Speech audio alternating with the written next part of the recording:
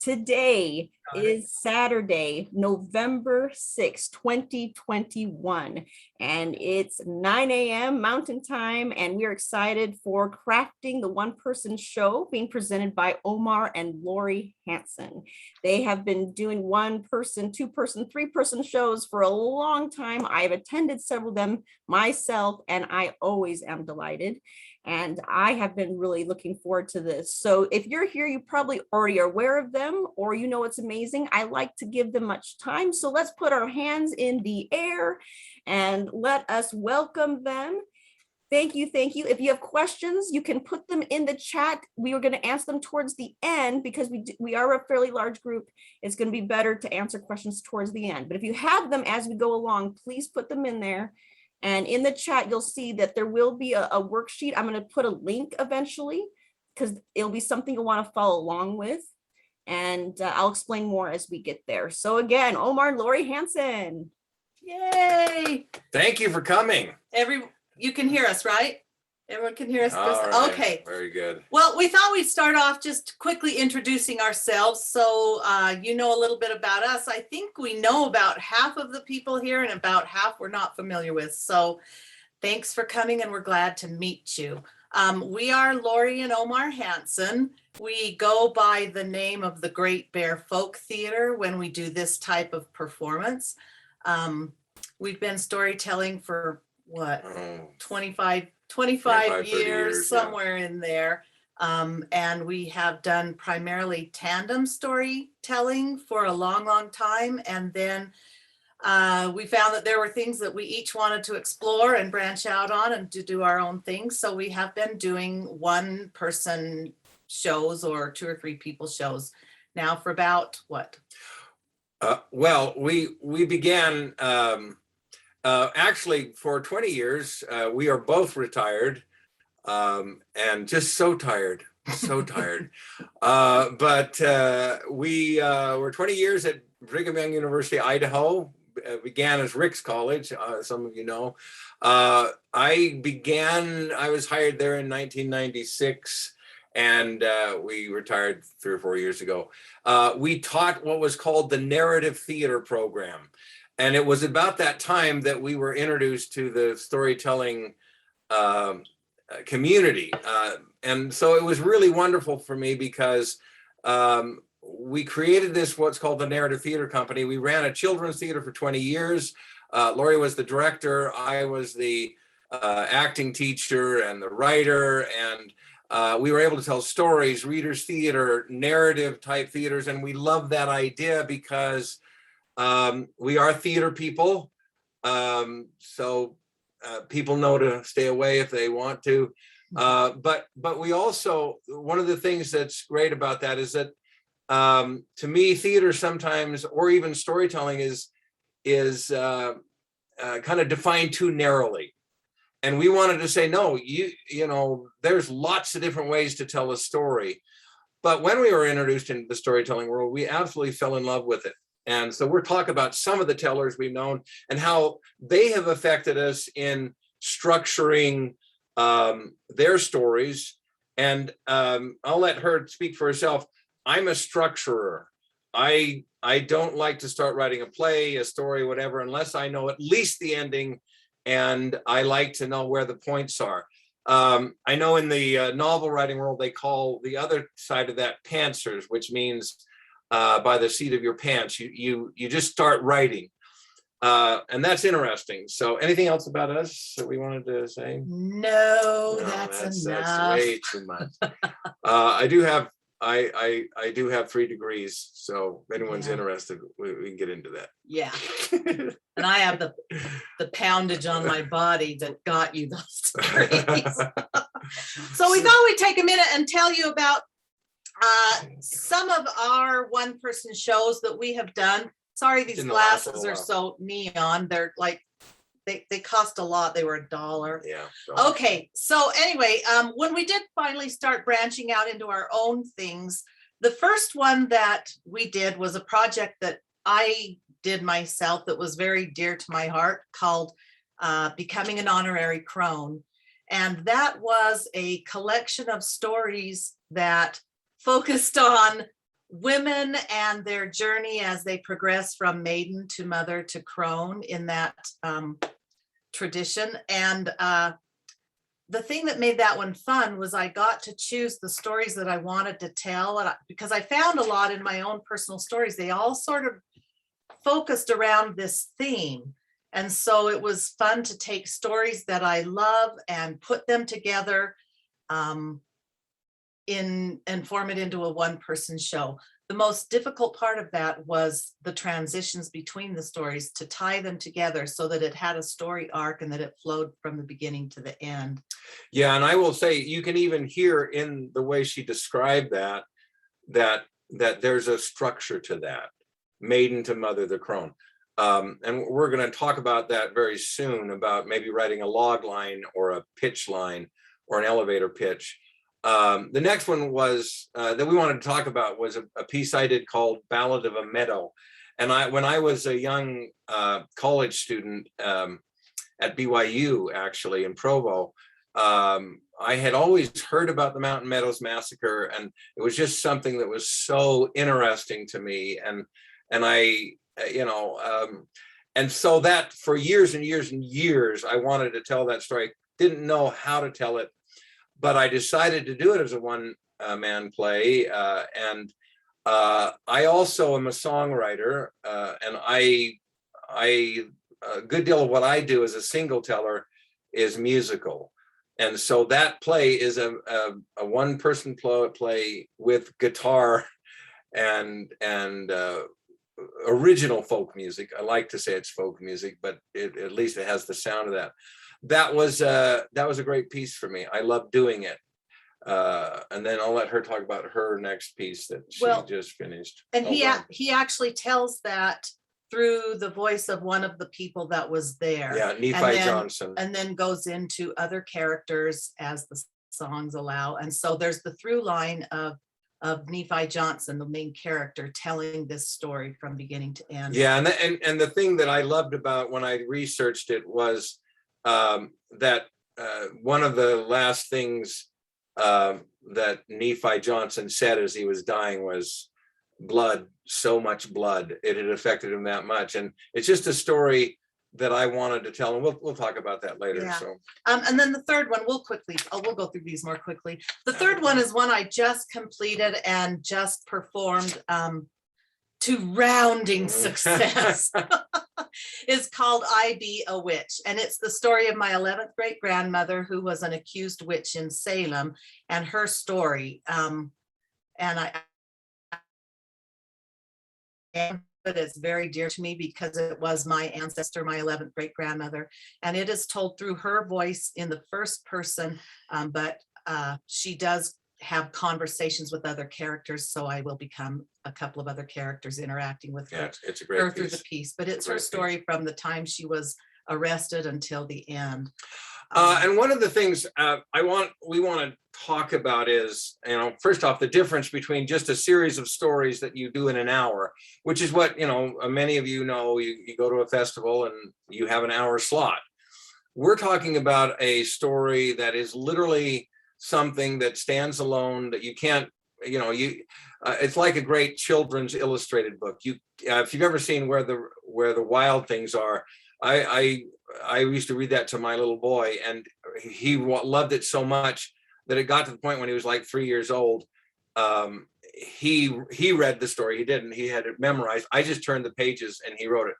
You can't take a word out of that or put one in without damaging the perfection of that story.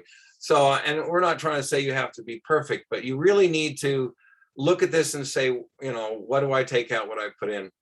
Two other pieces we'll just talk about. We have been touring a piece called Pioneer Song, which is actually a full-length musical that I wrote many years ago, that one of the Oregon Trail Center in Casper said, hey, we love this idea. Could you do that in an hour? It's a and we said, sure. We can ride a horse too. But it was a great it was a really great exercise to take a 2.5-hour musical, 2.5 hour, 20-minute musical, and make a concert version. We've toured that for 4 years now. That's been really fun. What was the other one we wanted to talk about? And the last one was The Bird Singer. Oh, Bird Singer, which Lori and I both got a grant to do new pieces last spring. And of course, we waited till the middle of the summer to start writing and doing stuff with them. But we actually, this is a piece. It's a four. We performed it as a 4-person piece. We had the main singer, which was our daughter, and then I was obviously the guitar player and did some of the music, and was one of the storytellers. Lori was the main storyteller, and then we had a dancer, and it got some great. It was a great piece that we did in Salt Lake, got a great review, and that was nice. Yeah. So anyway, one of the things we want to get to today is the idea of structure. There's so many different books on structuring a story. We've given you our version of, the triangle. I hope that's correct. You'll have that in your workbooks. Triangular form goes back to Aristotle. The beginning, the middle, and an end. I mean, it's as old as time. And one of the things I want to suggest about that, Aristotle's a scientist. He's a scientific philosopher. He's not an artist. Doesn't pretend to be. But he observes how storytelling was done, and that's what he did. He was always observing and saying, well, this seems to be the pattern that happens here. So it's lasted forever. I very seldom think anyone can divert from that without people going, why something was missing. And so that's what we're going to basically go back to. And there's other pieces that we look at. One of the best books on screenwriting is a book called Save the Cat. This is that book. I love this. This is on screenwriting.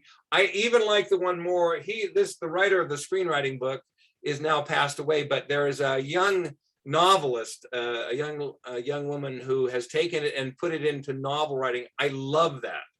And it is an extremely informative book. And some of the things that are in that we'll mention again and again and again. There's other things you can look at, like Story Circle, that will talk about structure. And structure to me is so, so important. Whether you just want to say, I'm just going to start writing, or no, I'm going to outline this to the very 10th degree. But even if you're just starting to write, you'll be aware of structure as you go along and say, I need to make sure within this certain word count that we can get this done. And it applies whether you're writing one story or whether you're writing a whole show put together. It's very good to be aware of structure when you go to begin your writing of stories.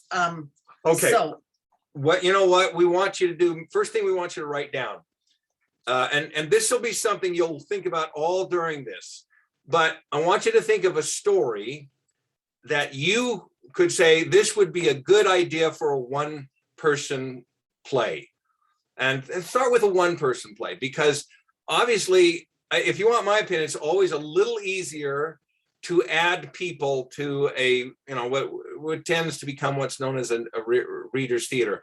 Again, I like to call it narrative theater. Reader's theater has a bad name. Sometimes it sounds like people in church sitting on chairs reading, and people have passed away during those.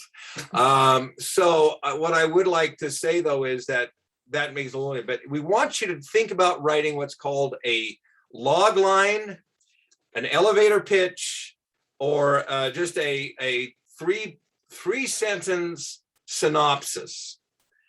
Now, we looked at this, and it's lower in the book, but tell them what this is.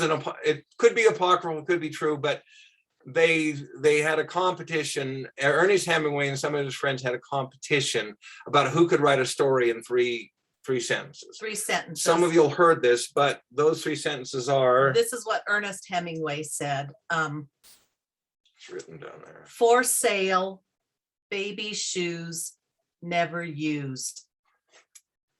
Now, if you think of that in structure, the entire story is encapsulated in that. And it's actually, you know, I mean, to me, the first time I heard that, that's just tragic. That's what you come to conclude. Now, obviously you want to know more about the story, but now you've started to structure. So think about it right now, and we'll talk about it later. Let me give you an example of a log line that we have from Pioneer, an elevator pitch from Pioneer Song. And this is all it is. Ruth Merriman, a disillusioned widow of the 1850s, must face the difficulties of traveling across the Oregon Trail to find a song in the West. And the name of that is Pioneer Song. And one of the reasons we have you do that, or that we do that, is because it immediately forces you to zero in on exactly what you are doing with your story. I took a graduate class when I thought I wanted to go to graduate school, and I did not, I realized.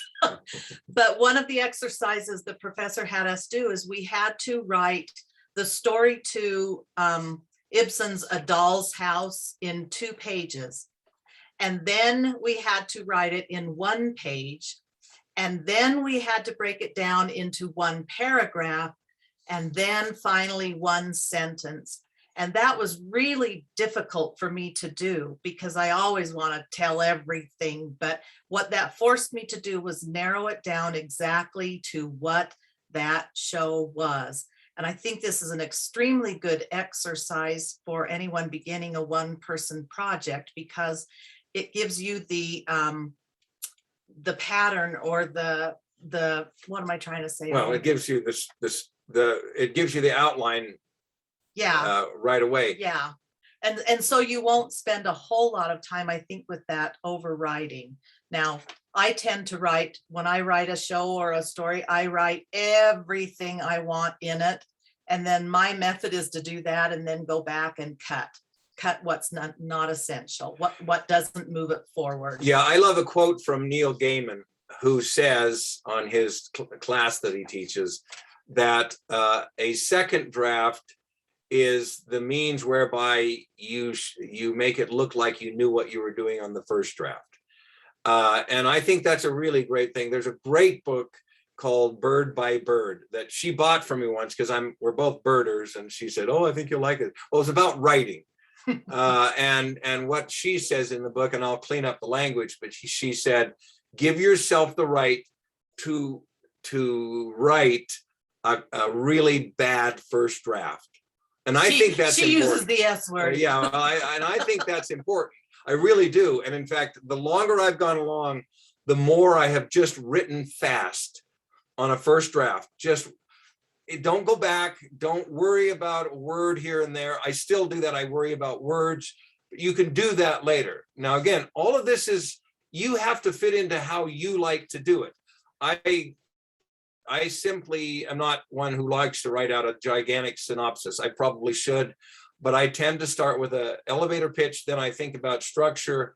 And actually, some of you have done NaNoWriMo. Oh, go ahead. I was just saying, and it's called an elevator pitch because if you happen to get on an elevator with a publisher or an editor, and you had just that brief time to tell them the gist of your project that you're hoping they will buy, you can do it within the space of an elevator ride.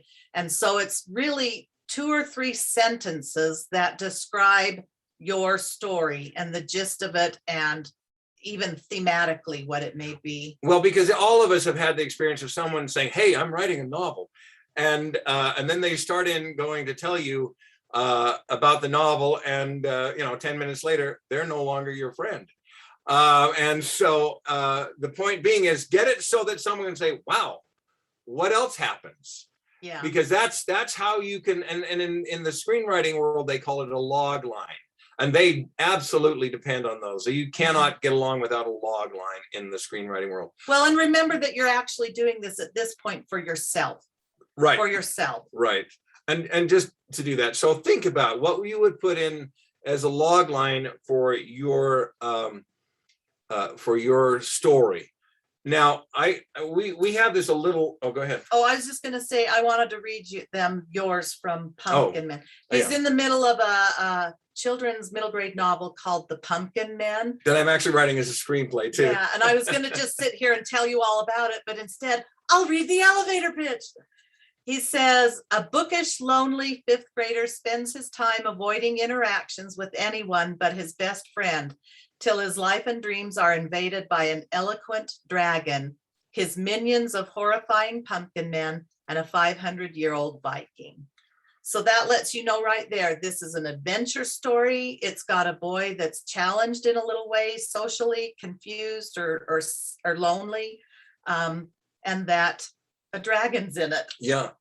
Yeah, and I like dragons. And I was going to tell you, I'm doing NaNoWriMo right now. You know, it's a great program, and I'm actually doing. I just decided, okay, I need to get words down on page. So it's a piece that's been in my head. It's a Christmas story. I wrote it first as a song, which we were actually rehearsing last night. I love the song. Then I wrote it as a story that I wanted her to tell. And then I thought, nope, I'm going to do it as a novel because I think it has the breadth. And so I just started into that.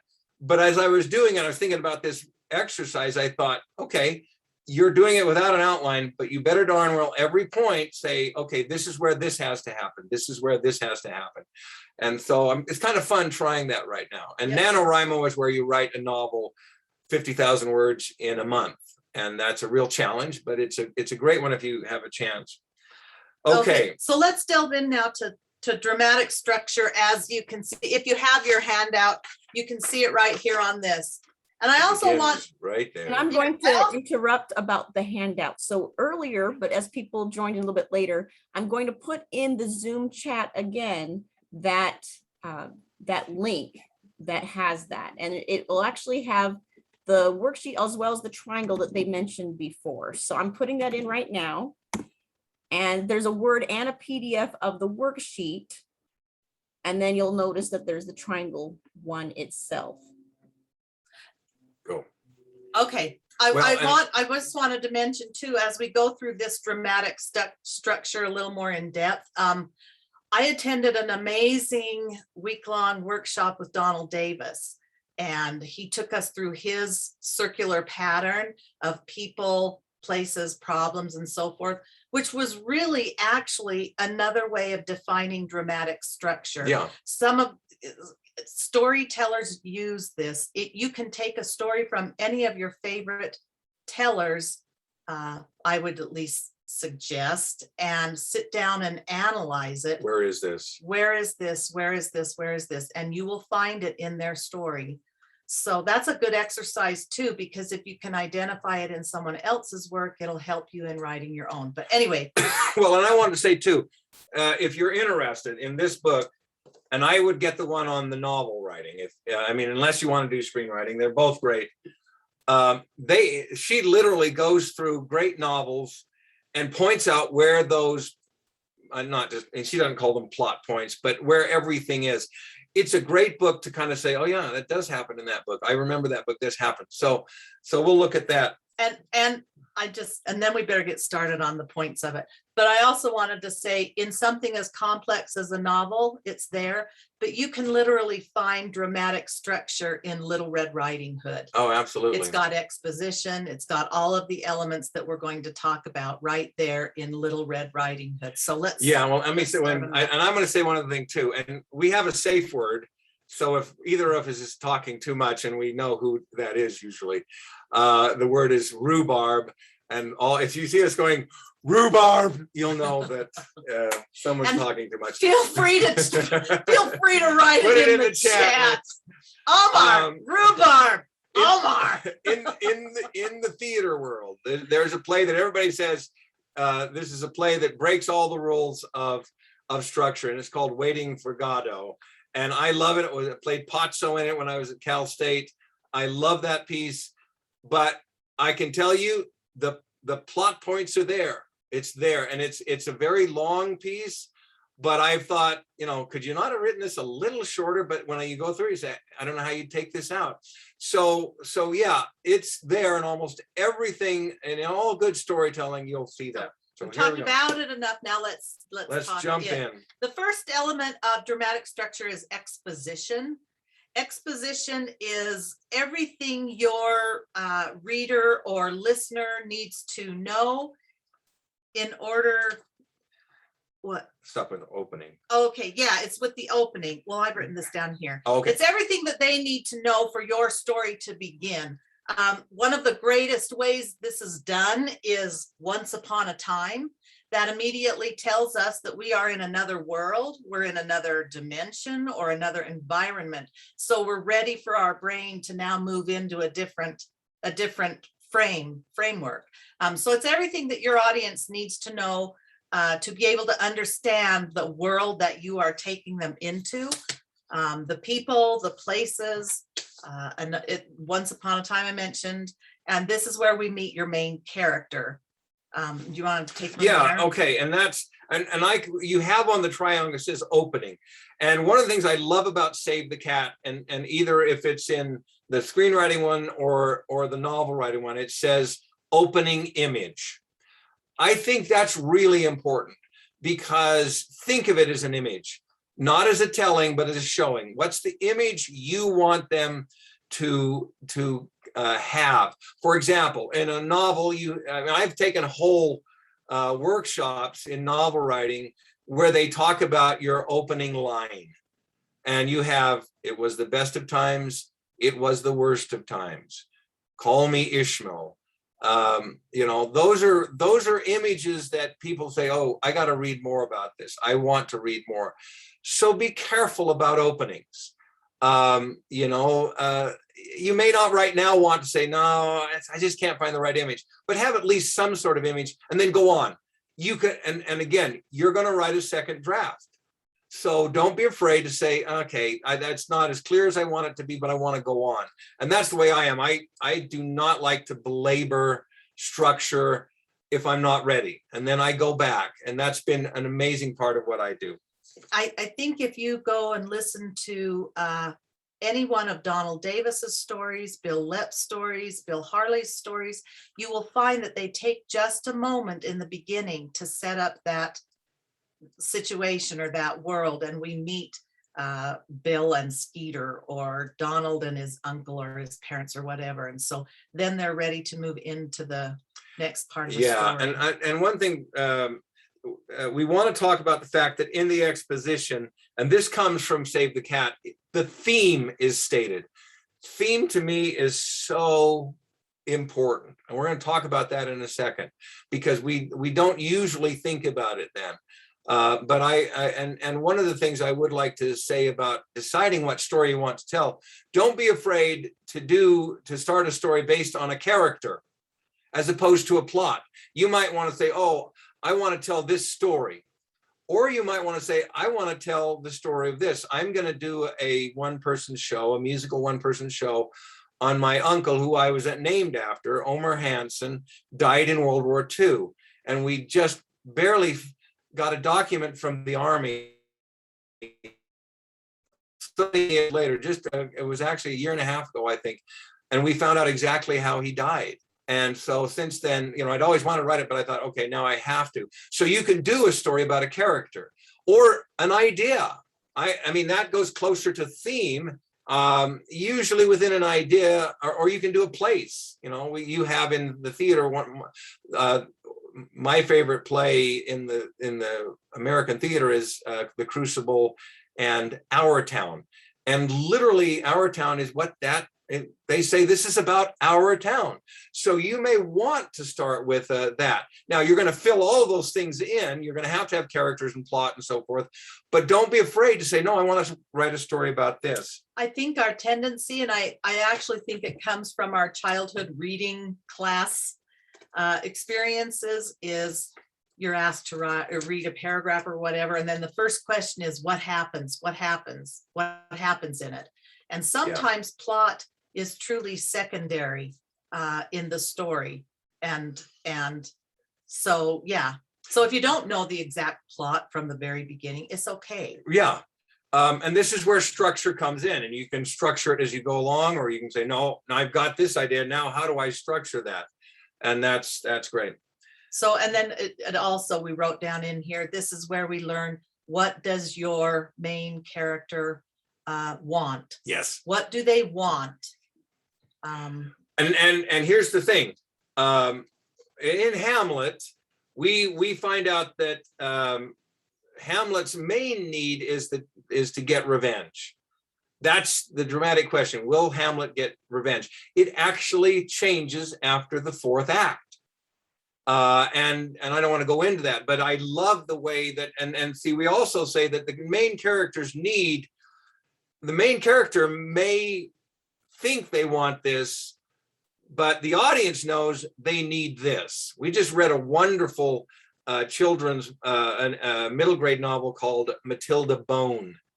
And she obviously, through the whole novel up till almost the climax, is still thinking she wants this, but she turns around and wants this. Great piece if you want to read that. So yes, now here's another thing that we want to do in exposition. Define the main character's flaw. Perfect characters are no fun. They're boring. And I want you to think about how many, I know many of you have heard Bill Lepp. Bill Lepp is one of the most intelligent men I've ever met. Guy is just, he's an amazing guy, and he's one of the funniest people I've ever met.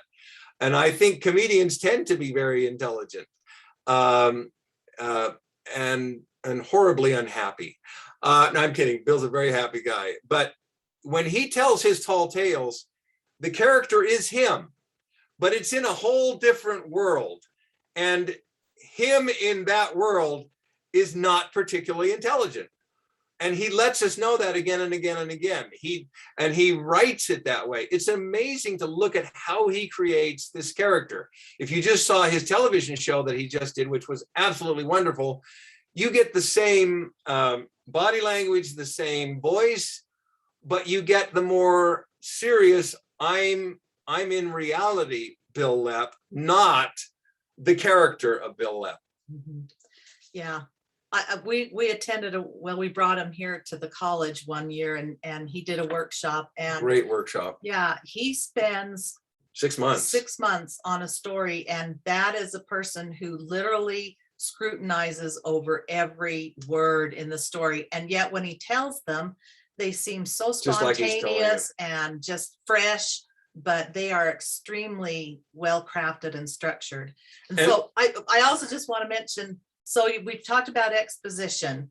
I just want to mention what's the exposition in Little Red Riding Hood. Yeah. Well, we learn that she lives, with her mother there. We learn that her grandma loves her and that she made her a red cape, and that Little Red Riding Hood wears it wherever she goes.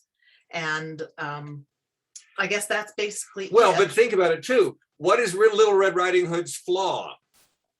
She doesn't listen. And there's a wonder. We don't know that immediately. We don't, but the writer should know that. The writer should know that. And so we find that out.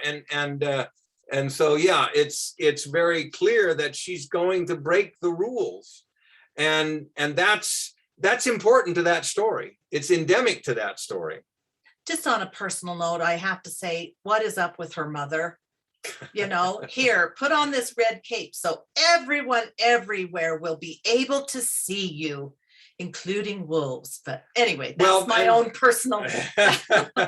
Anyway, should we move on to Inciting? Okay. Moment? Yeah.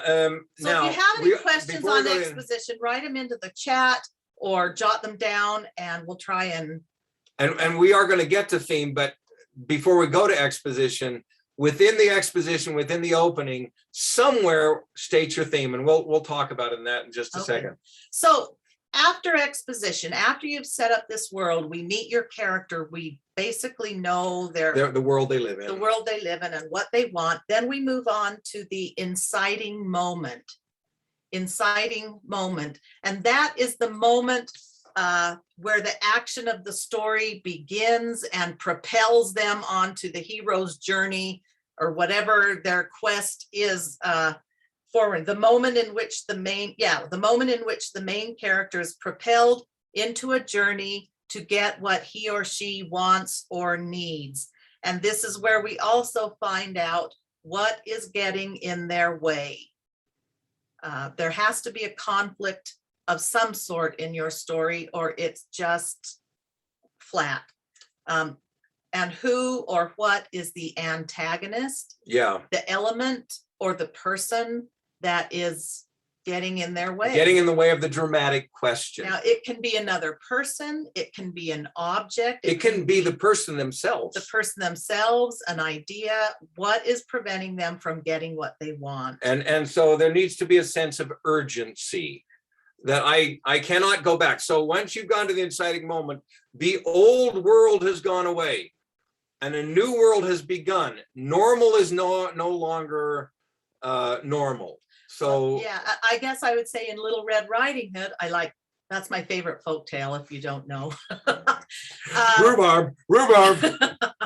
Shut up. No, just kidding. I don't say the S word, Yeah, at least not that one. yeah. Not in public. Anyway, in Little Red Riding Hood, her mother, here, grandma is sick. Take this basket of goodies to grandmother.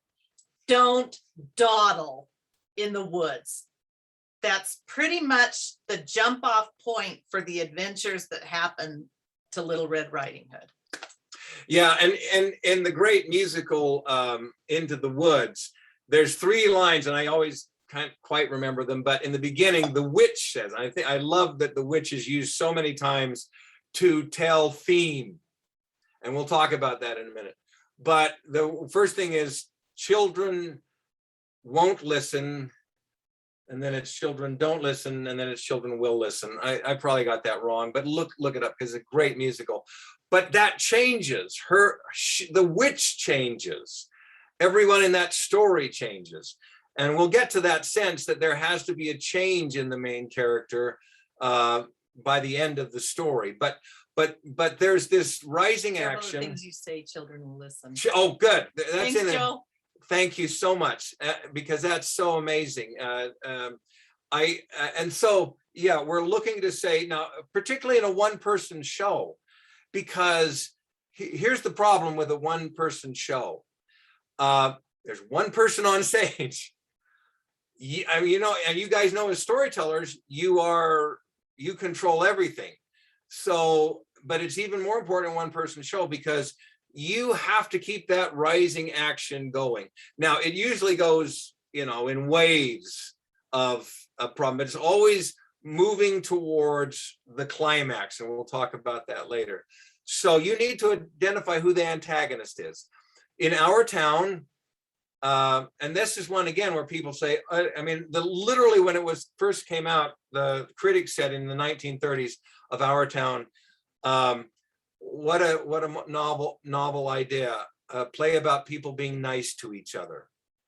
And you really don't know until the end that the antagonist is, and at least one of the antagonists is death. That we're all kind of losing track of who we are, and we're not seeing, which is one of the themes of Our Town.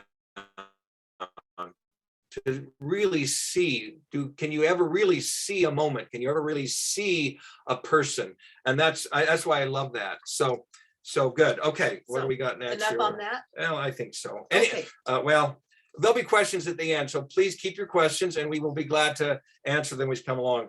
Right after inciting moment, we have put the dramatic question, and that can be in the inciting moment. It can be, I guess, a little bit further along, but somewhere in the beginning of your story, we need to know the dramatic question. Yeah, and that will become from knowing your character, which is continuing with what does this character need. It's not always what they think they need, and the theme and the need tend to come together. Is that a little vague? Well, no, it's that sense of saying there's a definite want. Now, again, the dramatic need to the audience may be, I need to know that this person, for example, in Matilda Bone, the main character wants to be pale, sickly, and religious. And it's set in the Middle Ages. She was raised by a priest. And then she is apprenticed to a bone setter. And we know what she wants. We don't want that as an audience. We don't want her to be, this pedant type character. We want her to be good, like the bone setter is. So the audience knows that ultimately at the climax, we're going to find out whether she actually gets what she wants or she gets what she should have. And that's another nice distinction there, is to say, well, the character's not as aware as the audience is. And in 9 times out of 10, that's always the case. The audience is always more aware of the character's real need, and the characters, particularly if they have a flaw. And that's the interesting, particularly if they have a correct flaw or a flaw that is dramatic, they will be going after something, and they may be part of the complication. They're getting in the way. That's where you can have actually the main character also as the antagonist, because you're just getting in their own way. And that's pretty much what it is in Matilda Bone, as that thing. Now, It's kind of in Little Red Riding Hood too. Yeah. She's a nuisance. Well, I don't have a specific Bill Lepp story to tell you or to use, because his stories are so amazing. One of his last stories that he told was about a little kid up in the rafters of the high school with a bunch of flags of countries, and it's so hilarious.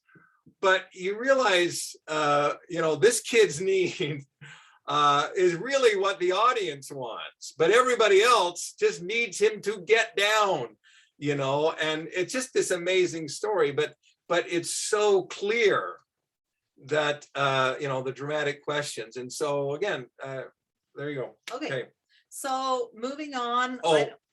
And it says right there, theme and need come together here. Is theme the next thing? Mhm. And so when you're thinking about all of these things, theme, dramatic question, all of those things, theme is extremely important to me. And when you read Save the Cat, he says you should be able to see the theme said by someone in the play, not usually even the main character, but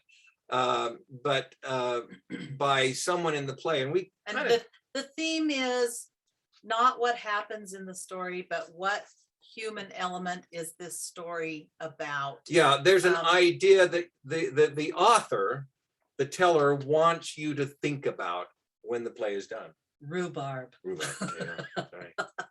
Okay. Well, yeah. Did someone say that in the chat? No, I was just saying. Okay, so making sure that you realize or understand that stating the theme is not giving a moral. No. You are not here to profess the lesson that you want people to take away. It's an idea that has a universal application. Yes. It's an idea, or it's a principle that's revealed in the action. And it comes through a character. In I Be a Witch, it's very early on in it, and she says, what do you do with a broken old witch? And that idea sort of permeates throughout the show, the events that happen to this woman. Yeah. What do you do with a woman in that situation? And that encompasses both what the main character wants and what's going to happen in the story. Now, and I think that's a great thing to remember, that the theme can be a question, literally a question that someone asks in the opening, so yeah. Well, and in many of the storytelling workshops we've attended and participated in, it's always been said very clearly that you do not want to tell your audience or your reader your the mystery, the moral of it, because what you do when you do that is you've told your audience what they're supposed to, or how they're supposed to react to your story, and how you react to something and how I react to something may be completely different. And I also don't like to be told what I'm supposed to think or what I'm supposed to take away from it.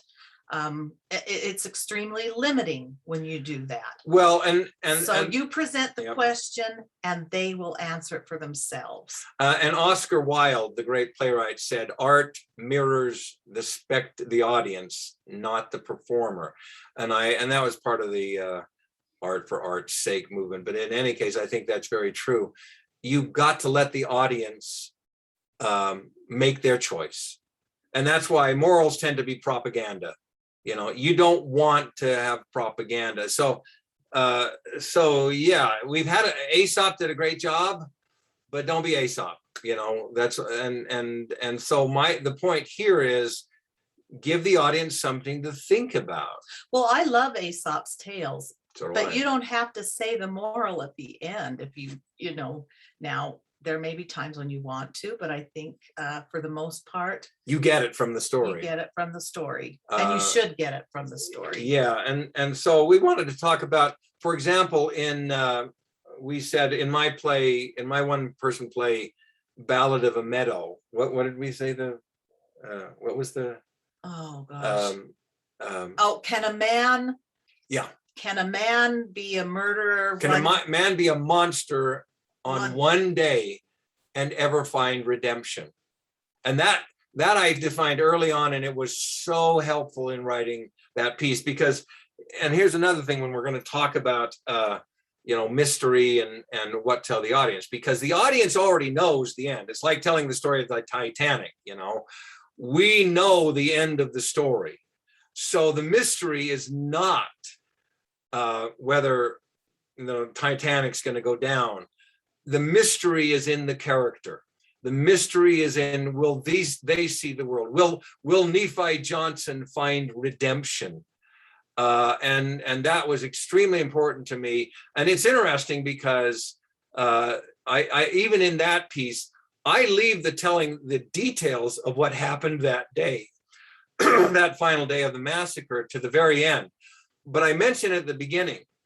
And that's one thing that, and this goes more to mystery, but we'll talk about that later. So that was the theme to that. Talk about it. Well, when we were doing her piece, she had written I Be a Witch, and we're going to talk about this later. Get a great critique group. Get a great critique group. And we have a 4-person group that we absolutely love, that we spring things on each other. And she had done so much research, and so it was so much stuff there. And we had read through it once, and it was all right. But when we started directing it, all of a sudden, we were 5 pages in, and it took 20 minutes, and we thought, no, it wasn't 5 pages. It was like a page and a half. It was 3 pages, took 20 minutes, and I wanted this under an hour, and there were 14 pages. Yeah. So mathematically, it didn't work. Also, but that began that process of editing and cutting out what wasn't essential to the story. I had to do that by force. Yes, she was forced. It's kind of like, which child are you going to get rid of? Yeah. I mean, it's when you're so attached to a piece of your work, things that are so important to me, I have to realize, okay, but is this pushing the story forward? Is it stating right, or is it giving right, examples of my theme or the complications? If it's not doing those things and it's just a colorful side track, there's a good chance that it's not necessary in your story. Yeah, and the filmmaker M. Night Shyamalan said, be willing to take out your favorite scene. It's just, you just have to be willing to do that. And I did a workshop with Stephen Schwartz at a Dramatists Guild conference once. He's the Wicked. Yeah, he wrote Wicked and Did so many. Did he write Godspell? Godspell. I mean, so many, Pippin. But one of the things he did when he was writing Wicked, his son is a dramaturg. And he had his son, he was reading this show, Wicked, to his son, and he wanted his son to say, "That's so good, Dad, that's so good." And his son said, "Dad, that opening's way too long. It's so boring. You got to cut that down." And he literally said, I went and said, "Well, I don't think so. So no, never mind. I'm not." And then a day later, he realized, yeah, he was right. So what you see in Wicked today was a series of 6 scenes that he had written pulled into one. And that's where you need to realize, and one of the things when I wrote Bird Singer, which first off was called I wrote it years ago, As a children's play, that worked fine. It was all right, and it was fun for the kids, but I knew it wasn't perfect. It was called Wisdom of the Stars. So it went through literally 4 or 5 different iterations, never could get it work. We did it once in Park City. It was getting closer, but we realized now it's still not there. And then I decided I need to write this in verse. And I don't know why, and of course, when you write things in verse, you have to synthesize things. Succinct and get the language perfect. And it just worked. And then I hadn't had an antagonist. I realized I don't have an antagonist, and that doesn't work. And so, don't be afraid of something you've put away for a while and say, well, maybe if I just added this, it'd work. Because can I just tell my story of Park City? And oh yeah, sure. Oh, this is just to show you that I am an idiot. But we did this in Park City, and our daughter was the singer, and Omar too, and Omar and I carried the thrust of the narration, but it was with a book as a reader's theater. And so we hadn't memorized it. The songs were memorized. Yeah. And I knew it sort of pretty well.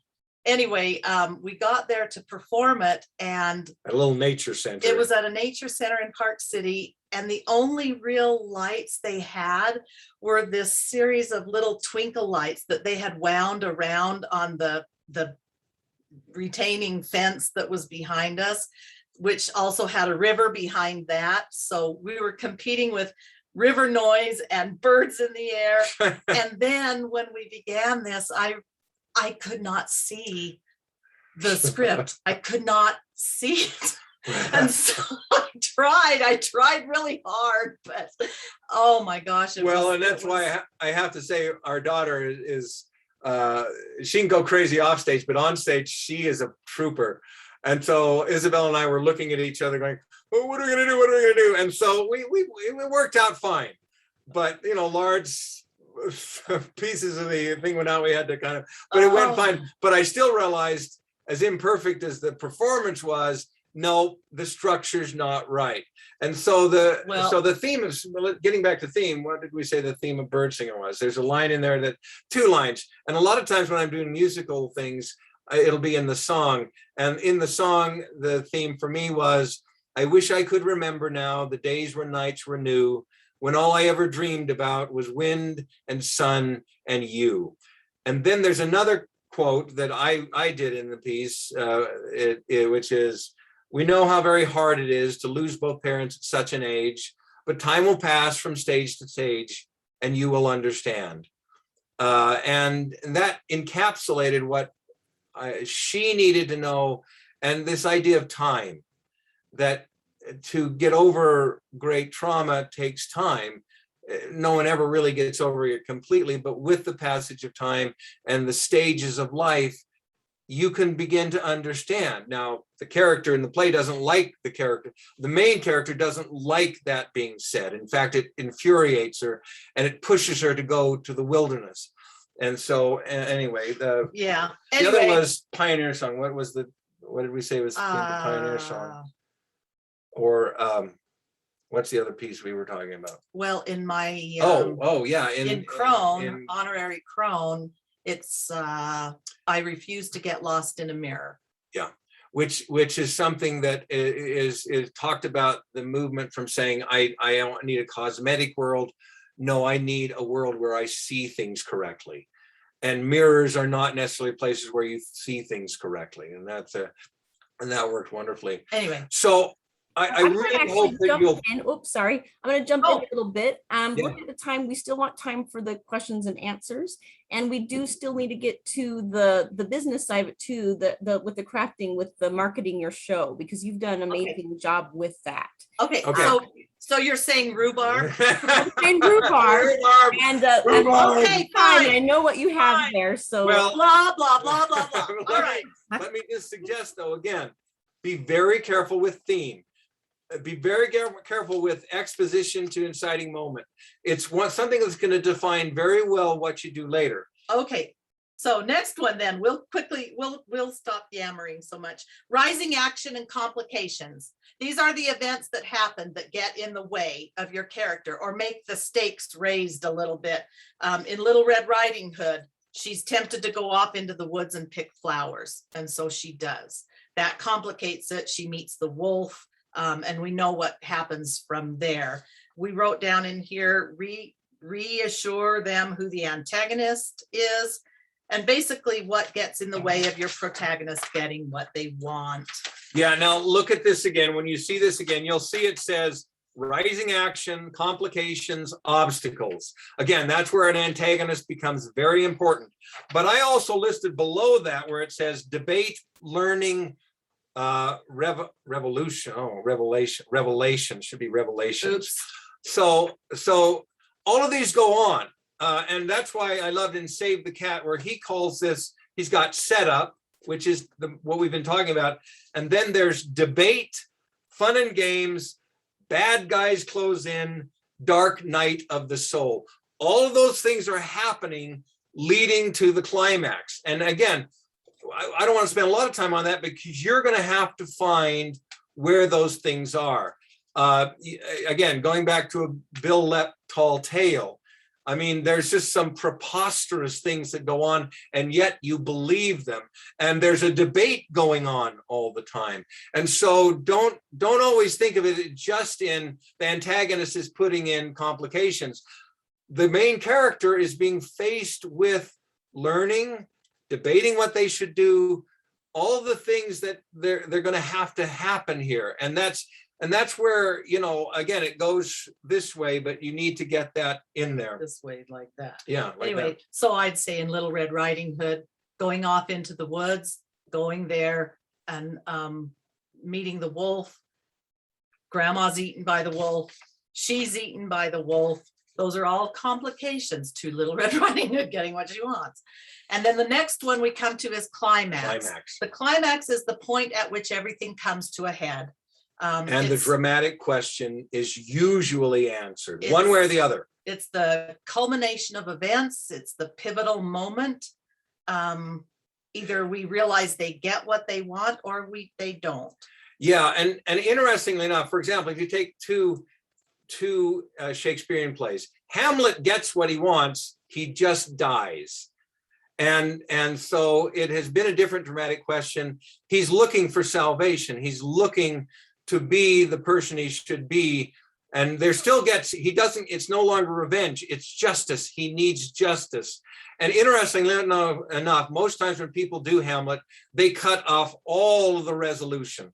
Fortinbras coming in and all that stuff. And they cut to Horatio's, Good Night, Sweet Prince and Flights of Angels Singing to the rest.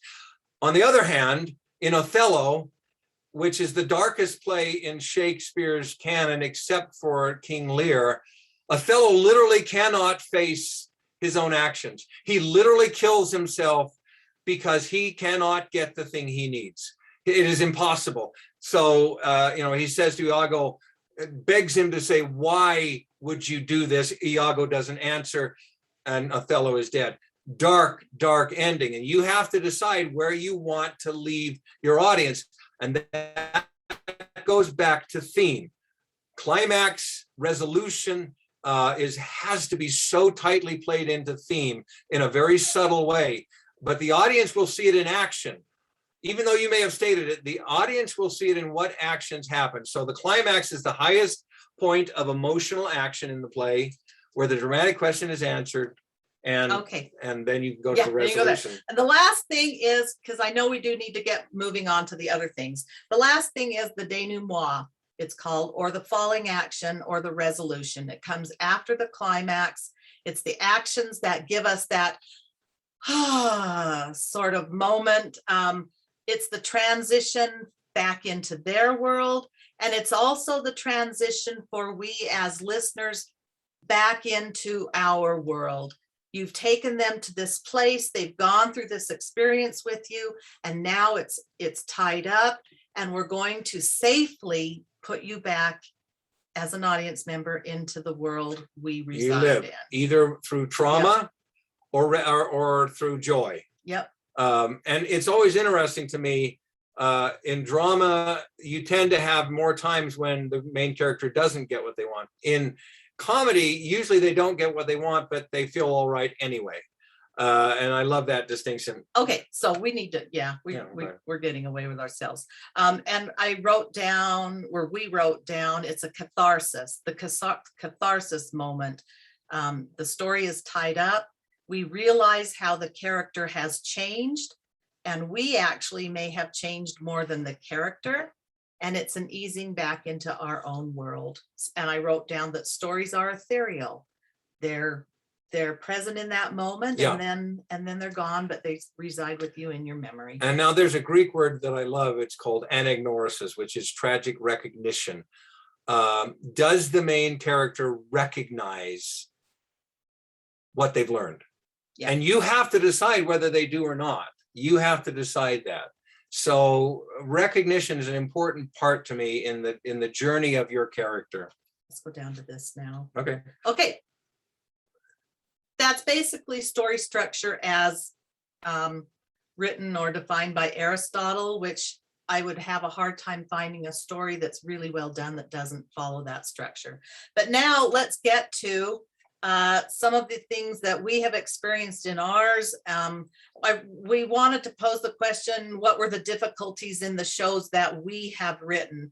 For me, in writing Honorary Crone, it was the transitional writing that had to take place between stories that moved the thrust of the theme along. The stories were wonderful, and they had their own progression in them, but I had to take those stories and make them make sense for the reason they were chosen in this show, and to push the theme through in the transitional phases. That was what took me so much longer than anything else. And I was surprised how hard it was. Well, and also, there's something that you'll have in your thing, your worksheet that says mystery. And do not, every play is a murder mystery. That's what I used to tell my playwriting students. Do not tell them the mystery until the end. And we have so many times where we want to reveal things, don't do it. Because one of the things when she was writing I Be a Witch, which all the other three of us said, you're revealing the thing that they need to hear it at the end. Don't. And she took it out, and it worked amazingly well. So yeah. I just was gonna say the other difficulty for me in writing I Be a Witch was that I felt a real need to be historically accurate. This is my ancestor, and the more I researched it, I just felt this bond connecting me to her, that I felt the need that I had to be true to her and her real experience. So but it still had to be engaging. It still had to be creative and dynamic. So I inserted the confrontations that she had with people around her. So does everything that she say in the story, was that actually there? No. But it moves the idea forward, and it's something that could have been said or could have been done. Yeah. And then there are portions where she's interrogated that's literally verbatim from the records. And so that was what was difficult. And I'm going to tell you, with all of the 1-person, 2-person, 3-person plays we have written, I call them plays, but shows or storytelling, whatever it is, it's always the mystery that you just can't break. One of the things that, and I directed I Be a Witch, which was horribly difficult. But the point being was, at one point I said to her, you're playing an old woman really well, and you look frail, and the audience is gonna die after about 10 minutes, because I don't want to see someone dying. We need to see someone fighting to live. And that changed the whole. It did. It changed my mindset completely. And so I was able to push it forward with that in mind. And well, and again, is it more realistic? No. If we're looking at an old woman in a horrible old jail in this, yeah, she wouldn't be actively telling a story, but that's the world that we're creating on stage. And then we mentioned for Ballad of a Meadow, and you've mentioned that Well- already, that we already know, well, those of us that know Mormon history know the end of that, how that's going to end. Right. And so how do you keep that mystery and the theme relevant without just. And know, that's one where in the end of the story, the dramatic question is not answered. He's finished it, but you know that actually he doesn't know. He only knows, he leaves the audience with a question of saying, are you going to do the same thing? Maybe not this big, but are you going to do the same thing in different language? Yeah, and But- that we've already touched on Yeah, that bird one. singer's fine. Okay, so the next thing we wrote down is finding opportunities to perform and what is out there available for you. We are tandem tellers. Tandem telling is not everyone's cup of tea. And it's also twice as expensive for someone to pay for you to come to their festival. So we've kind of hamstrung ourselves in a way by doing that, but it's also the way we love to work. Well, and we've done a lot of festivals, but we decided that I love being in a theater. I love going to a library. I love going to places where yeah. we can perform that's not, a big tent. So don't get it in your mindset that I have to be at a festival. Yeah, Find places to tell. We just finished we did Bird Singer at the Fringe Festival in Salt Lake. There's a lot of tellers we know that do the Fringe Festival circuit. So look for opportunities of where you can create these things. And a one-person play is a great place to go to Fringe Festivals. It's a Yeah. great Fringe vehicle to festivals. go there. libraries, museums, festivals, one-person show events. There are one-person show events out there. Robin has performed at the United Solo Festival. I have too. It was a wonderful experience. Did I make any money? No. But we got to go to New York. We got to go to New York and I got to say, I've performed in New York. I don't have to tell you what I did or whatever. Anyway, and the other thing is create your own event. We live in Rexburg, Idaho, where it's a small community. And so it's not going to have opportunities for me to go at their thing here or there, if that makes sense. And so we have learned that to create our own event, that's what I did with I Be a Witch. And I did it here a couple of nights and I did it down in Salt Lake one night. That's all I performed it so far, but I'm ready now to market it to other places. I would like to, my dream is to have a tour of it that goes through New England in the area where it happened. And you never know what will happen from a performance. I have a former student who is married to a filmmaker. She's a filmmaker, he's a filmmaker. They approached us and said, hey, we want to make this into a short film to take to festivals. And since we knew we could trust them, I mean, you know, a lot of this stuff is trusting people. It will be a different vehicle, but it's exciting that now we're going to be doing a filming of that starting in February. Well, and with Pioneer Song, that was not something that is going to be done at a storytelling festival. We marketed that to interpretive centers along the Oregon Trail, and now we've had 4 summers of touring that. We've actually done really well with that. Yeah, it's been a blast, and we've got to travel, and our daughters have gone with us. So. One of the times we actually To made some jump money. in a little bit, we do have some questions and we want to make sure there's enough time for them. One of the questions would be, because there's a lot of storytellers here and those who are familiar with one-person show, but some people may not know the difference between that or if you even see a difference. So here's the question: what makes the one-person show different from sharing like a set with other tellers, like what you typically do? So what makes it a little bit different? And is it really the length of the story? We, partly. We have found that the format of coming in just under an hour is pretty perfect for a one-person for almost show. every It's one-person pretty show we've seen. standard. If you're going to take this and apply it to other places and other festivals and events like United Solo, you have to come in under an hour. And But it's Go also ahead. the idea of that it's really one continuous idea being presented through either a collection of stories, or as a personal narrative. It's really one driving theme, I would say, moving Yeah, it. that's why towards the theme end. becomes so important. But I mean, when you go to a one-person play, people literally, again, I don't know so much in the storytelling world, but in the theater world, people will judge you on, you know, on the fact that, yeah, there is a theme, there is a structure, and I expect at the end of that to have an idea, be able to go out of the theater saying, wow, what is that? Yeah, that's why the transitions in Crone were so important, because that's where the thrust of it moved forward, and they understood the meaning, hopefully, of what I was driving at, even though each story was difficult or was different. Well, and I also think you have to look at this as something that is more of a play than a story. I mean, stories, I mean, a play is a particular format. That's going to be expected. Telling 3 or 4 stories in an hour is great, because people expect it. It's like doing, for example, in the theater, we do 10-minute plays. It's literally like saying, well, we're going to do 10-minute plays in a night. You know, that's a lot. But you say, oh, I know, okay, this ends and I'm going to get ready for the next one. It may be that this is related to the other. It may not be. So there's more freedom just to say, we're going to do an hour of stories.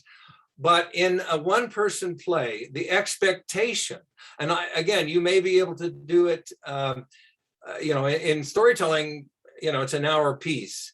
If you're going to branch out from there, there will be an expectation that you're telling something that has all of these elements, and they're going to be able to go away saying, yeah, that not even, they're not going to go out cognating that, but there's an expectation. Does that answer that, Rachel, to a point? I'm double checking if the person feels like that clarifies things for them. But also there's the question about, okay, so you have a structured story, you did all the work and you figured it out. What are you doing? Like in a very short version of what do you do with that? Take it to your critique group. A play that is not a play, or a story that's not heard, is not ready. And that's why, honestly, our critique group is, I've never gone into it where people haven't said, oh, that didn't work, this didn't work, why do you say this here?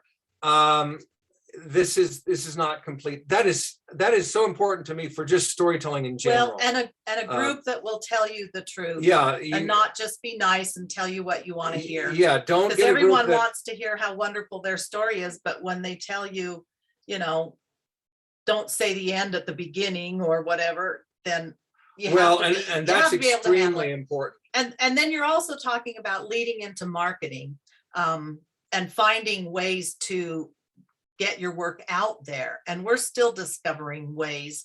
But if we sat around and waited for storytelling festivals to contact us, we learned quite a while ago that may or may not happen. It has to a degree, and we've loved it, but I can't wait for that to happen in order for my work to go forward. Well, and also in marketing.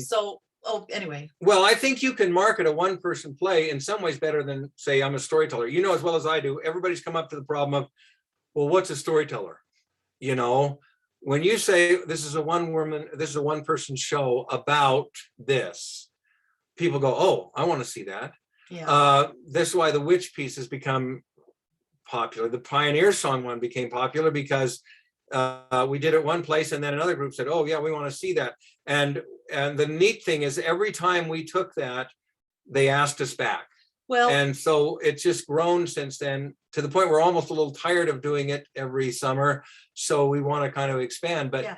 But it was a piece that was marketed to a specific audience and a specific venue. yes, so know your audience. Very well. Know your Yeah, audience. Know who you're trying to go to. The other thing on marketing that I am slowly learning is, first off, know your value. Don't undersell yourself. Yes. Don't undercharge. We have asked for a certain price from libraries that's lower than other things because we know their budgets are limited. And we've also presented the idea to them, this is what we charge, but tell us what you Yeah, can we afford can and be let's see if flexible. we can't find something. One thing we've done is, okay, we can pay you this much. Well, what we've said is we'll charge you this, which is a little bit less, but you provide a way for us to do at least 2 shows. We did 7 shows in Baker City this year. Yeah. In So, 90-degree weather. But I would say be creative in your marketing and who you approach. Rachel is a master at marketing what she does. You can learn a lot from watching what she has done with story Crossroads. And she's persistent, she's consistent, and she gets results. And the other thing, what was I was just gonna say. Well, and go ahead. Well, it's taken me a long time to get to the point where I'm able to approach and say, you know, this is why what I have is important for you. You should hire me. You should pay me to come here and do this. And the interesting thing, the more that, and she's our kind of our booking manager, the more she's called people and said, and she's got a good pitch, but the more she's called people when she knows the audience, she knows what they want. Is it for children? Is it for adults? Who's it for? We've had a very good acceptance rate, you know, not everyone, but we've had a very good acceptance rate. One other thing I wanted to mention, and I know we're getting ready for questions here. I can't stress enough about a critique group. Let me also tell you, and it's really not a difference between one woman, one person plays and storytelling. But I think as a storyteller, you need to recognize the value of language. I mean, again, I keep using Bill Lepp, but he's a friend and we love his stories. His language is so careful. And it's at a good deal of the time is extremely profound without sounding profound. So think about what you're doing as language. You're not just telling a story. You're creating a world where they'll say, oh, when they said this. Well, and the better the choice of word that you use, the less words you have to use to make your point. One of her favorite lines from I Be a Witch, which I love too, is, go ahead, you tell me. Where is it? They all be braver than me. Oh yeah, she's talking about, because she does confess, even though she's innocent. She talks about the other women that refuse to confess. And she says, they all be braver than me, but they all be dead. So, and I want to say, and I think that's a wonderful line. I want to also say about learning to tell stories and to structure stories. Be really aware of great novels, great films, great storytellers, great storytelling. It's extremely important. It will help you to structure all that you do. And I wanted to say one other thing. I just want to mention. Go ahead. Well, I look into getting grants to support what you're doing. We have received a grant on each of the projects that we talked about from every single one of them. Yeah. And they've just been Idaho Quick Arts grants. And it's only up to, I think, $1,200 or $1,500 that you can get. But that's a lot of money to help you do a labor of love. Yeah. To get it underway. You can use that for marketing. I've used it for costuming. I've used it for my writing time. You can, usually they want a match like 3 to 1. They'll do 3, you do 1. Your work can also serve as your contribution, as an in-kind contribution. Yeah, and also I got a grant, I got a fellowship once, and it was $5,000, just here's $5,000. I had to apply twice. Do not be afraid to write a grant. They're around. They are there to take, and the reason people don't get grants is because they don't write them. And people say, I can't write a grant. Well, get a friend to help you. She's a great grant writer. Rachel's been doing a lot on grants as we speak, which I want to take advantage of. But I know that grants tend to be outcome based. They want to know what they're going to get for their money. And so in my Crone piece, or no, in my witch piece, which is Crone's, whatever, I was able to use that money to go back to New England and do research there. I was able to bring this to my community by presenting it here. That's one of the major things that I emphasized, because they got something for them out of what I was doing. Yeah, and I want to suggest when we did IB Wish, and then we get to question. I'm gonna, Go ahead. there's a few other questions because we are getting usher on time. Okay. I want to actually have some people verbalize questions. I know, Joseph, you had some questions. How about you word that, if you can unmute yourself and share that question? Okay, yes. Could you give more examples of that moment that you said was a cathartic moment, or that sigh moment? Yeah. Do you have any suggestions on how to really work with creating that, so that maybe you can share how you presented that effectively? I think in Little Red Riding Hood, it's probably when the woodcutter opens the wolf's stomach and pulls him out. That's at least out of that. Let me give you an example from the Crucible, then we'll give a couple from our place. In the Crucible, John Proctor is just trying to save everyone. And in the end of the play, he signs a confession, and then the Reverend Hale tries to grab it and say, okay, we'll give it this piece. He says, no, I signed it. You don't need to give it to anyone else. And he says, no, if you haven't shown this to the world, then you haven't confessed. And he rips it up. It is this unbelievable moment of horror and terror and sadness. And yet he says, it's my name, my children will see this. And as he goes out to die, Reverend Hale says to his wife, Elizabeth, get him back, have him sign it. And she says, he have his goodness. I will not take it from him. That's one of the greatest moments in all of theater. One of the things I don't want to reveal it. Well, in Ballad of a Meadow, at the end of Ballad of a Meadow, he goes through this whole story. It's horrific. It's just terrible. And then he says to them, it's not just us. We're not the only ones who have created who have killed people, who have destroyed people. Look into your own heart. I'm paraphrasing badly my own play, but look into your own heart and see what you have done. And that's a moment where you reflect. And I do think there's a gigantic catharsis, because you can't hear a story like that and not be affected by it. So again, that's where theme and dramatic question is leading towards an anagnorisis, a sigh moment, the sense where the audience says, I didn't want to know this, but I am so glad I do. Well, and I think that's important. Yeah. And I think it's also about how you are having a thread throughout, instead of just having several stories that happen to be about something. This is definitely much deeper when it comes to the one-person show. Raise a hand we might be able to get a couple more questions of actually hearing your voices of some questions there. I know that we had some that I spoke on your behalf. Of any raise a hand of what you'd like to know about with one-person shows. Yes, Robin, go ahead. Yeah. Who is your critique group? Are they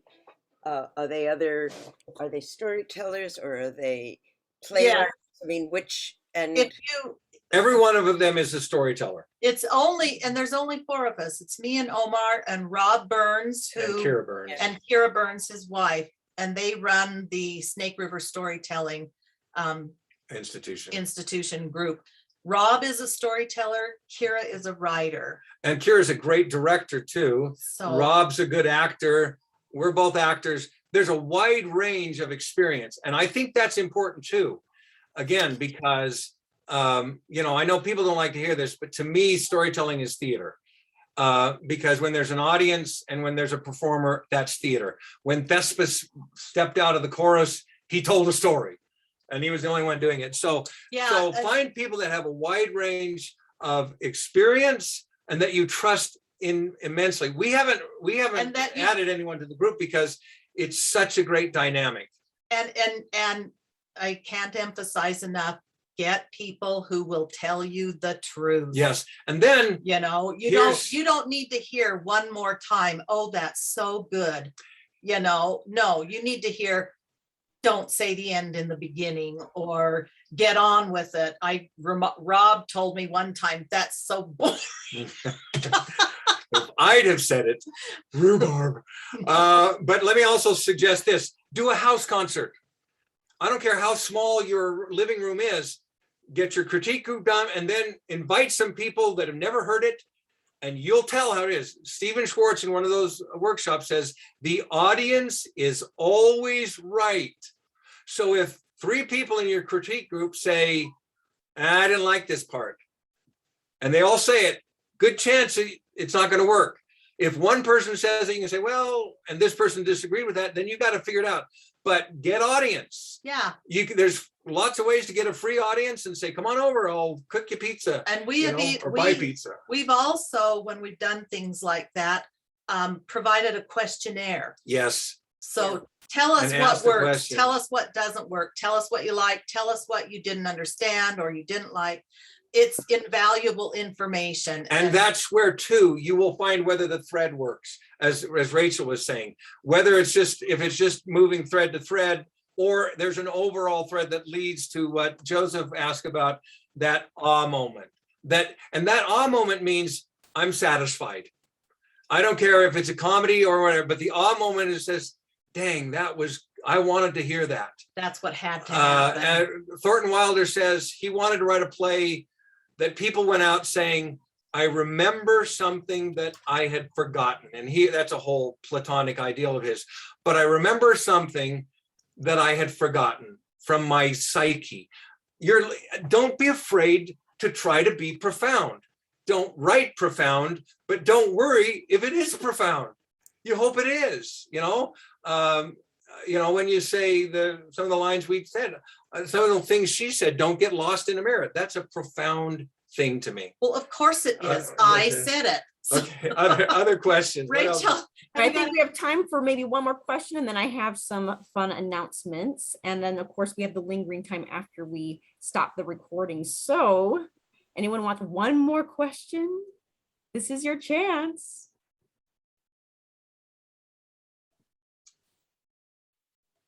No. Wow, we covered everything Oh. so perfectly. All right. So Or they're asleep. here's the question then. So from Omar and Lori, so each get a very short moment of, in all the experience of the 1-person, 2-person, 3-person show, what do you feel is most important, like the top maybe 2 things, just really short about what you think is most important, and you'll each have your individual answers. So Lori, we'll have you go first, and then we'll end with Omar.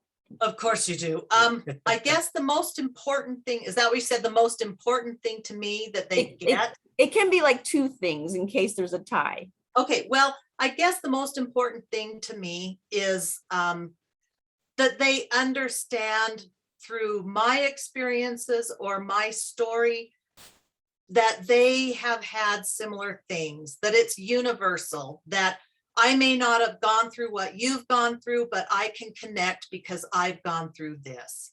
And so I understand it. So it's that, I guess that universality is what I would say. And you know what? I'm just going to go back to what we've talked about today: structure and patience. I once had a playwriting student come into class, which, by the way, when they were going to BYU Idaho, they're paying a lot of money. She said, I want you to read it, but I don't want any critique. Okay. Patience means I'm ready to get critique and I'm willing to change the structure. But that to me makes the difference in all of that. And my skin is thick enough. Thick is enough that I can have people say, some awful things that if they said to you in real life, but you go, no, this is a critique. And yeah, it does need to be a safe place. It needs to be a safe place. Well, thank you so much. I do have a wonderful applause to give to you as well as everyone else. If we can have everyone put your hands in the air, you can do reactions with applause if you like. And you have to, because we're on gallery mode. And we love having the tradition of having everyone have a picture real quick. And so if you don't mind turning on your video real quick so we can do a picture and you can look into your camera. I'll give you a quick moment to do that. And while you're doing that, in the chat, I did share many things because there's always upcoming events when it comes to story. Crossroads, there's the next virtual workshop, there's the house concerts, the festival. I mean, there's just plenty of things. And is everyone ready with their cameras? So look in your camera. We're going to try to do this right together. 1, 2, 3. I'm going to double check it, everybody, because it's tradition to make sure that everyone's eyes were open and so forth. Okay, it looks like we passed. Congratulations, everybody. That in of itself, you know, you passed that test, which is exciting.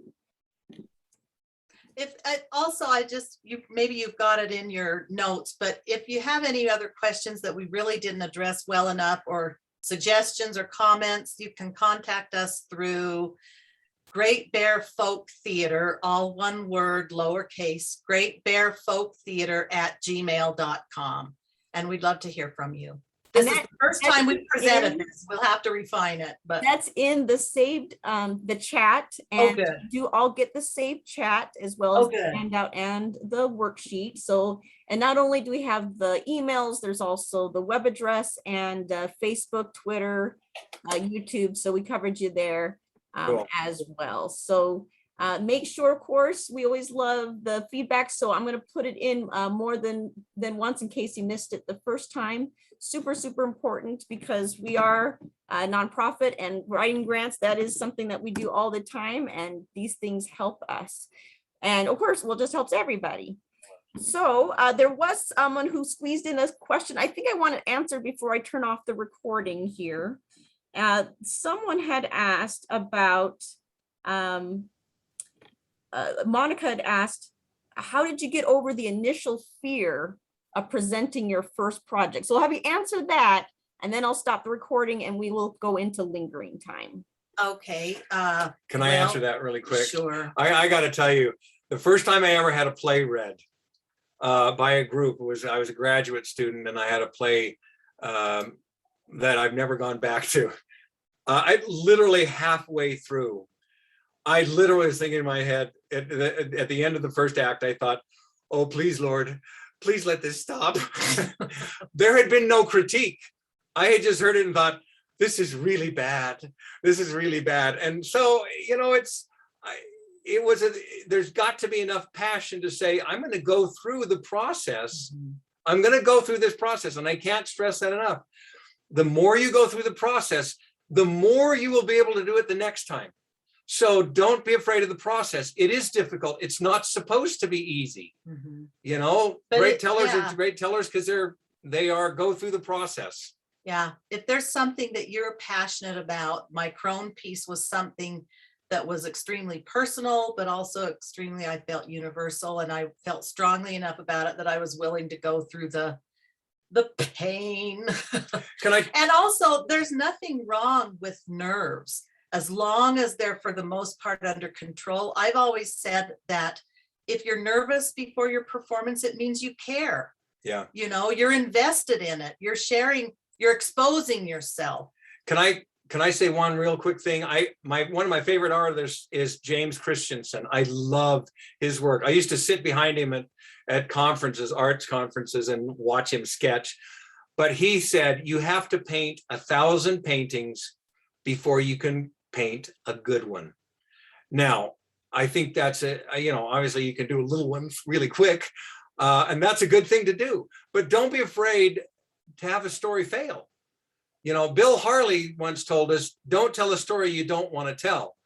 But I would also say, don't be afraid to let a story fail. There's a number of plays that I've written that just didn't work. And I thought, there's no reason to go forward on it. It didn't work. I want to go to something else. Or I've gone back to it 10 years later anyway. So that's the biggest thing. Don't be afraid. Don't be afraid. You'll get over it. And these are all beautiful words. I think we need another applause, everybody. And then also you need to know there's so much happening. I put it in the saved chat. The next virtual workshop will be on Saturday, December 4th, 2021. It's called It's All Relative, Finding Stories in Your Family History. A lot of times in storytelling, we focus a lot on personal narrative. We don't always get the family history side. And how do you do that? and Marilyn McPhee will be presenting that. Oh, So wow. it's gonna be She's wonderful, great. exciting. Wow. She's In wonderful. fact, glorious that she is here even now, so wonderful. And also a little bonus, kind of a last minute decision on this. People have been asking me about grant writing, so it's funny you should bring it up, Lori. But I'm going to be doing a 100% fundraising workshop, virtual workshop called Grant Writing for Storytellers. And that's going to Ooh. kick off the year on Yep. January 8th. 100%, there's still the registration fees like normal, but 100% will go to Story Crossroads for a specific project. We're wanting to get our storytelling basics in 8 hours instead of just English and American Sign Language. We want it completely in Spanish, completely, which is a big, big Wow. project. So this will be our kickoff for fundraising of that special project. And that way you can also get some tips and help with this exciting project of ours. If you don't already know about the Story Crossroads Academy, please check it out. That link is in the saved chat. In fact, we were just on PBS Utah about it, and some other exciting things that may happen as a result of the one we have right now. So it's free, and check it out, share it with anyone and everyone. It's great for youth and adults. And then we do have Story Crossroads memberships. I've noticed that a lot of you are members already, but if you're not, consider it as an individual or as an organization. And that way you can have access to these wonderful articles, e-workbooks. I mean, the e-workbooks are like 20 plus pages. One was even towards 40 pages. And our articles, they tend to be towards 10 pages. So these are good stuff, plus the story of the month, the recipes, the activities. I've heard great things from people as they explore these resources. And of course, I love them myself. That's So great. we're very excited about all the things. And if you live in Utah, we still are doing house concerts. We are still doing them outdoors, even if it's November. And in fact, Nanette is here. It's going to be at her place in Highland, and she will be doing what's called the Backyard Brigade. And that's going to be on Friday, November 12th. It is outdoors, dress warm, but it's going to be wonderful. As long as you dress warm. We've done December outdoor before, not a big deal. This just isn't. You know, one thing real quick I was going to say about writing the grants. I had an idea. I wrote for the grant. I got the grant, and that forced me to do the project. Yeah. I had no choice unless I wanted to give them back the money, which I didn't. So Also, anyway, what Rachel is saying, though, is so important to use the things that they have on Story Crossroads on so many different organizations. Be with an organization. It is ridiculous to want to be a writer, a storyteller, without using the organizations that have so many different Story Crossroads, NSN access. Yeah. is a great resource. Yeah. Yeah. SCBW. And that's even on the handout that they have as well, which is helpful. Oh. I'm going to officially end the recording, and then it turns into lingering time, everybody. All right.